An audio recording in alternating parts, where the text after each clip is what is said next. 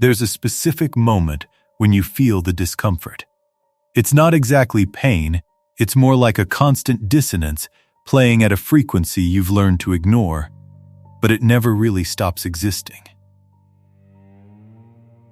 You're in a conversation and you do something good, something right, something that should be celebrated, but instead, this little internal tug emerges.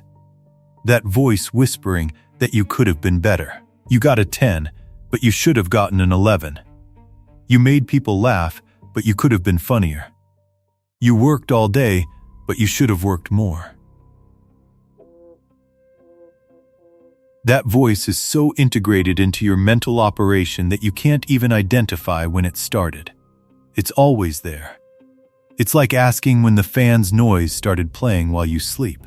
The fan was there all night, but you only noticed it when you woke up.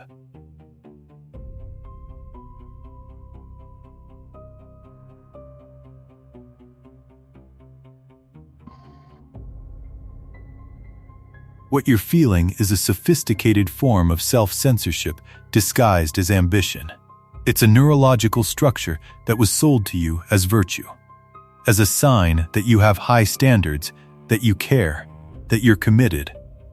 But the truth that nobody articulates is that this structure is creating a version of you that will never be enough. Never. Because the mechanism that drives it wasn't designed for satisfaction. It was designed for perpetual movement toward a horizon that recedes at the same speed you approach it. You're trying to press the right buttons, say the right things, be the right version of you, and even when you succeed, that inner voice invites you to the next level. And then the next. And then the next. And if you want to understand how this machine works, how it was installed in you, and more importantly, how to stop being enslaved by it without losing the excellence you've built, subscribe to the Mr. Nan channel right now. Because what I'm going to share with you is not some cheap self-acceptance lecture that'll become a cliche in 2 weeks. It's the neurobiology of why you were built to never be satisfied, and how to hack this system to finally be okay with who you are now, while still wanting to grow. Here's the first thing you need to understand to stop torturing yourself. This isn't genuine ambition. This isn't a desire for excellence. What you're feeling is an automatic response from your chronic social evaluation system. Technically, it has a name. It lives in a region of your brain called the prefrontal cortex, and it works together with much older structures to create something that seems like rational thinking, but it's actually a form of neurological surveillance. Here's how it works. Every action you take, every word you speak, every silence you keep is immediately filtered through an obsessive question you probably can't even articulate. But it's happening in real time. The question is, how does this make me look? Not how does this feel? Not what does this truly mean? It's how does this communicate who I am to the world? This system evolved, just like the one from the previous script, to monitor your social position, but it took a different path. While one social monitor watches whether you're being rejected, this system watches whether you're being seen as competent, whether you're being seen as someone who deserves respect, whether you're being seen as someone who has value. And when it detects that you've done something that might dilute that perception, it activates. It doesn't scream through panic, it whispers through dissatisfaction. It doesn't release adrenaline for attack. It releases a mixture of cortisol and substances that create that feeling of always being one step behind yourself. Now comes the metaphor that completely shifts perspective. Imagine your brain as a very sophisticated hall of mirrors. Each mirror reflects a slightly different version of you. One mirror reflects the smartest version you could be. One reflects the happiest. One reflects the healthiest. One reflects the most successful. One reflects the most creative. One reflects the most courageous. Each of these mirrors exists, all at the same time, and your evaluation system is constantly running from one mirror to another, comparing the version you are now with each of these possible alternative versions. And always, always, always, there's a gap, because these alternative versions aren't limited by reality. They don't need to sleep. They don't need money to eat. They don't face friction from the real world. They're pure constructions of potential, and you're constantly being compared against them. It's like comparing your real life to the fictional life of a movie character. The movie character always wins because the script was edited to remove all the boring parts, all the failures, all the moments where he was stuck in traffic or waiting for an email response. Your reality can't compete with these fictions because fiction is the privilege of the editor. So what's happening is very specific biologically. When you do something good, when you achieve something, your reward system releases dopamine. You feel satisfaction for a moment. But that hall of mirrors, that chronic validator, it takes that feeling of satisfaction and immediately submits it to a question. Is that everything you could do? Is that everything you're capable of being? And because the answer is always technically no, you never fully experience the satisfaction. It's like constantly drinking water that's slightly above the ideal temperature.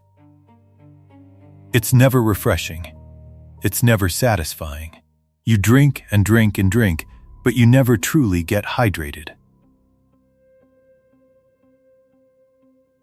This structure was interesting for your ancestor who needed to stay sharp, who needed to constantly be asking himself how he could be faster, stronger, more attractive. But in a world where you have access to infinite information about infinite patterns of perfection, where you can compare yourself to people who spent 10 years perfecting something specific in a matter of minutes, this system becomes pathological. It becomes a machine of dissatisfaction fueled by what seemed to be just perspective.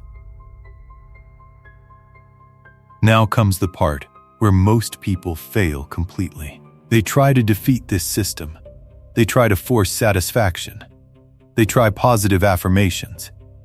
They try practicing gratitude at the end of the day, counting all the good things that happened, hoping it will convince that validation system to finally shut up. And it works. For a day, maybe a week, and then that system activates again, and you're back in the same place, because you haven't understood something fundamental. The Hall of Mirrors doesn't respond to arguments. It responds to patterns. It responds to repetition. It responds to what you practice. And as long as you keep practicing comparison, as long as you keep looking at each mirror and measuring the gap between what you are and what you see reflected, you're feeding exactly the structure that makes you unhappy. The real solution begins with something that seems completely contradictory. You need to stop trying to never be good. No, wait. You need to start practicing a very specific way of being completely good once in a while for any reason. Yes, you read that right. Never be completely good all the time. But practice short, discrete moments where you're absolutely good. Here's how this works biologically. Your brain has something called a habituation system. It's why you stop hearing the fan. It's why a repeated action stops generating emotion. Well, the opposite is also true. When you break a pattern, when you do something that defies expectation, your brain pays attention again. So here's the practice. At the end of a day, after you've done everything you needed to do, after you've fallen into your usual pattern of reanalyzing and questioning everything, you do something very specific. You recognize, with absolute honesty, one thing you did well that day. It can be small. You answered an email quickly. You were patient with someone who was frustrated. You thought of something creative. You simply showed up. Anything. And then you do something radically different from what you normally do. You don't minimize it. You don't search for a but. You don't think about how it could have been better. You allow for a specific period of time, usually less than a minute, to be completely satisfied with it. That's the state of being completely good. That's the state where the mirror is quiet. That's the state where you've stopped comparing.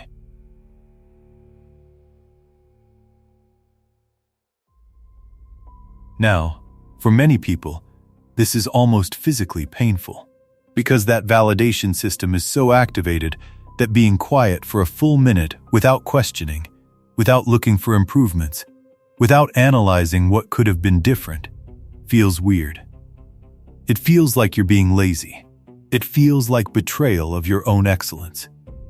But here's what's really happening on a neurological level. You're teaching your brain that satisfaction is a possible state. You're building neural pathways that understand that an action can be enough. You're creating data for your biological system that contradicts the previous pattern. It's like training a muscle, except you're training your relationship with success.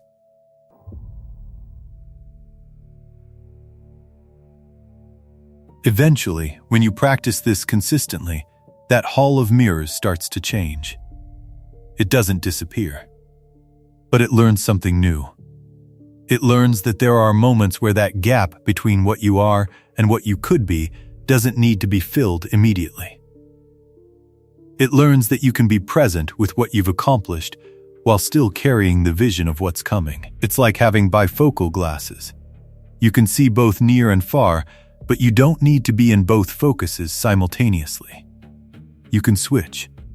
You can rest in one while navigating toward the other.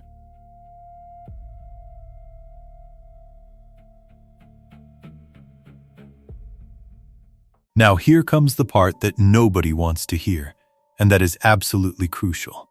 When you start practicing this, when you start having these small, brief moments of complete satisfaction with what you've done, there will be a time when you might feel less motivated. Your projects might slow down a bit. You might discover that you're not working 15 hours a day on the side to make more money anymore. You might realize that you're accepting limitations more easily. That's a very well-constructed illusion, and it's crucial that you understand this. That's not loss of ambition. That's reorganization of ambition. Because while you were chasing compulsive improvement, while you were being driven by fear of not being enough, your action came from a place of defense, not creation. You were building to prove. When you learn to be okay with what you are now, the same energy, reorganized, comes from a place of building because you want to create, because you want to express, because you want to contribute. And work that comes from creation, not defense, is always more effective. It's more focused. It has greater longevity. Because it's not built on the quicksand of never being enough. It's built on the rock of being complete in this moment, while still wanting to grow.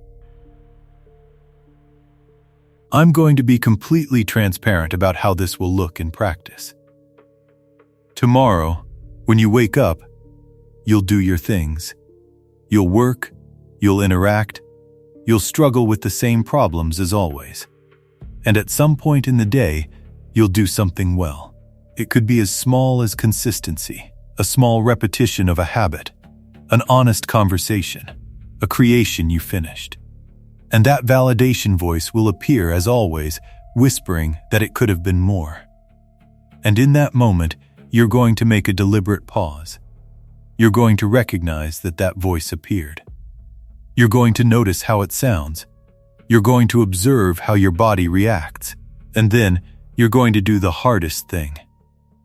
You're going to count to 60. Just 60 seconds.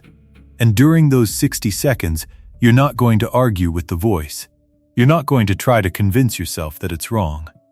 You're simply going to be there, allowing what you did to be enough. You're going to be there, allowing you to be enough. 60 seconds. It seems like nothing. But biologically, you're doing something your comparison system was never trained to do. You're creating a gap, an interval, a space between the impulse to validate and the action of questioning. And in each gap, in each interval, you're building freedom. calm. When you repeat this consistently, when you go through dozens and then hundreds of moments where you practice being okay with what you are, that hall of mirrors doesn't disappear. But it changes purpose. Instead of being a place where you're constantly judged, it becomes a place where you can choose to look or not. It's an instrument you use, not a prison you're trapped in. It's a pattern you activate consciously, not a compulsion that activates you. It's the difference between being motivated by excellence, which is a deliberate choice, and being haunted by insufficiency, which is automatic reaction. Now let's zoom out. Imagine yourself 2 years from now if you continue in that pattern of never being good enough. Where will you be? Probably with more resources. You'll have achieved more. But you'll be at the same level of disconnection with anything you accomplish, because everything you built was built on the foundation of always being wrong. Everything you achieved was achieved against yourself, not with yourself. You'll be older. You'll be more tired. And that inner voice will be exactly the same. Because you never taught your biological system that satisfaction is a real destination. You just taught it to go faster. But now imagine the alternative version. Imagine yourself 2 years from now if you start today, if you start right now, with this understanding. Imagine having developed the ability to recognize an accomplishment without being consumed by the illusion that it could have been more. Imagine being able to be in a room of success and actually feel it, instead of thinking about failure. Imagine having learned to differentiate between the genuine desire to grow and the fear disguised as not being enough. Imagine having built the ability to stop, count to 60, and be okay. Just be okay. Without qualification, without caveat, without gap.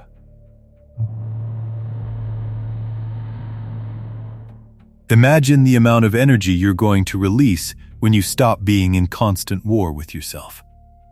Imagine the relationships you're going to build differently when you're no longer trying to prove something. Imagine the work you're going to do when you're creating from wholeness, not from emptiness. Because that's the big secret. The secret that the self-improvement culture doesn't want you to know. When you learn to be okay with what you already are, when you learn to be completely good for discrete, chosen moments, the quality of what you create changes.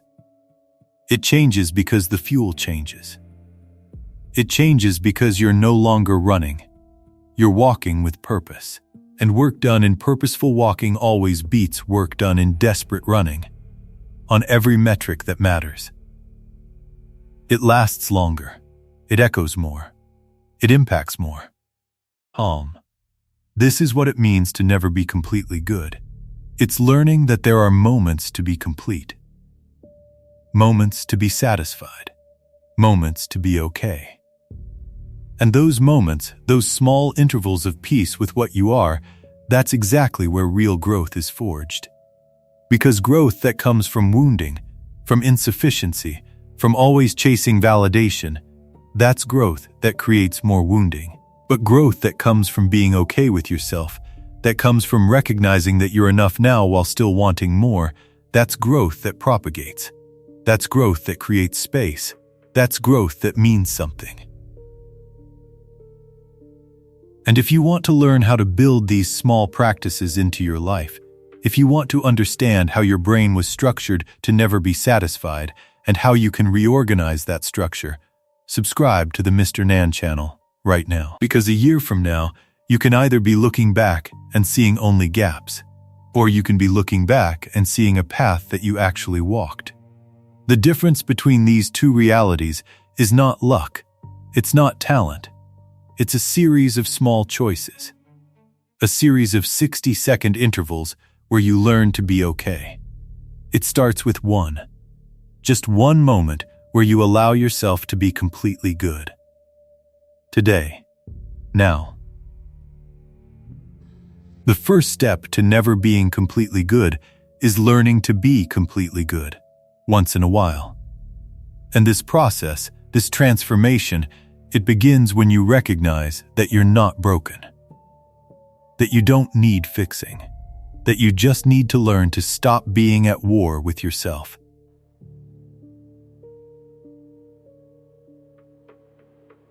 And when that war finally rests, when that hall of mirrors finally silences, you're going to understand something that most people never discover.